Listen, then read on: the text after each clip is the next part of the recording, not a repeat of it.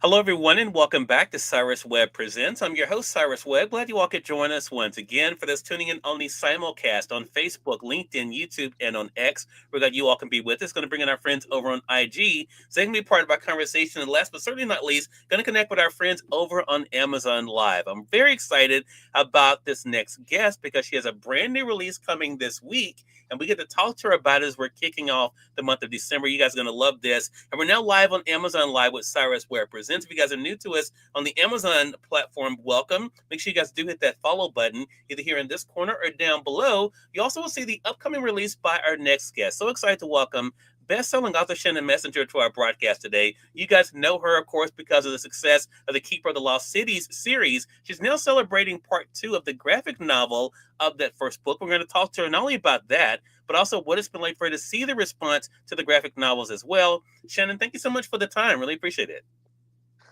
Oh, yeah, thanks so much for having me. This is fun. Well, this is exciting for us and for our Amazon audience, Shannon. They're going to be able to see your other books that you have here on Amazon as well. But for our audience joining us on the simulcast, we're going to focus on part 2 of the graphic novel here. What has it been like for you, Shannon, to have had this long run with the Keeper of the Lost Cities series and now to be able to see them reimagined this way? Honestly, this is like a huge author bucket list item kind of thing. I started out as an art major in college and gave that up because I couldn't really draw from my imagination. Whatever came out on the page was never as cool as what was in my head. And so I realized I could do it with words. And so I switched to writing. But to now have illustrators taking my words and drawing basically what was in my head for me and converting it into this format it has been such a cool experience. And it's also been fun because with part 1, what we discovered was that it also kind of opened the novels up to a readership that prefers to read in graphic novel, that might even find the prose books a little bit daunting for how thick they are. And so it really has brought a new kind of readership into the series, as well as, for fans of the existing books who wanted to see all the beautiful art. They have been super supportive and excited for the project. So it's been a huge labor of love, but it's been so much fun. Yeah. Shannon, you just hit on something that I was curious about myself because I thought about myself when I first found out about the graphic novel. I'm like, wow, her new audience is going to blow up because I know here in Mississippi where I live, graphic novels are so big among all ages, not just for young, readers, but also for adults as well. Is that something you found too? That not only is it a new audience, but also a wider audience for you when it comes to ages?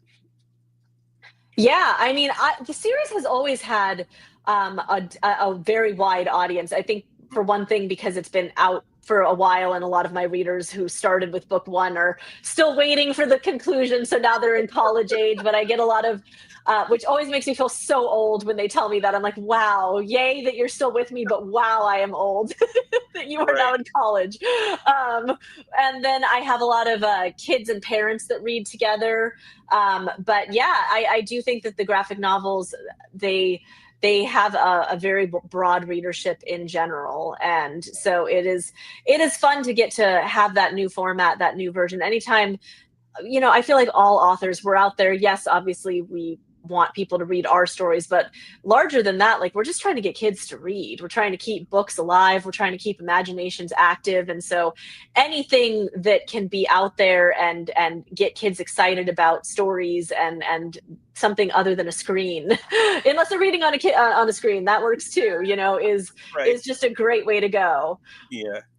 Shannon, I think the thing about you, and I want to give you credit for this because I know in reading other books by you that the thing I think that is such a big draw, just speaking for myself as an older reader of yours, is that not only will the characters enjoy reading, the kids enjoy reading, I think they'll feel seen. And Sophie's a great example of I think why this series is so successful because I think everyone of all ages knows what it's like to feel like an outsider, to feel like they don't fit in, and trying to feel like if they can live up to expectation.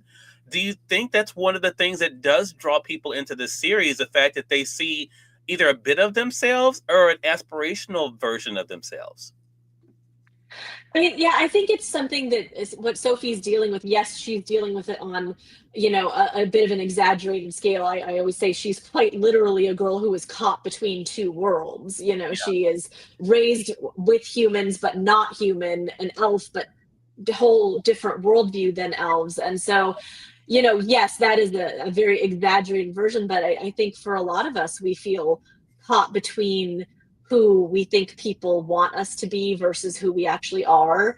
And I think that's kind of one of the I hate to discuss theme and make it sound heavy-handed. It's just kind Yeah. of something that runs through the books without. But I feel like what Sophie's really learning is the value of authenticity versus acceptance. Yeah. She kind of spends a lot of the early books really struggling with like wanting to just blend in, not be different, just have everyone, see her as the same because she's so tired of always standing out. And eventually she comes to realize that but she wants to be herself and she can only be herself, and maybe it's better to be herself and find people who will embrace her for who she is. And I think that's certainly something that we all love, are the true friends in our lives, the true people that we love are the people who embrace us for who we are, not who force us to be or try to cage us into what they want us to be. Yeah.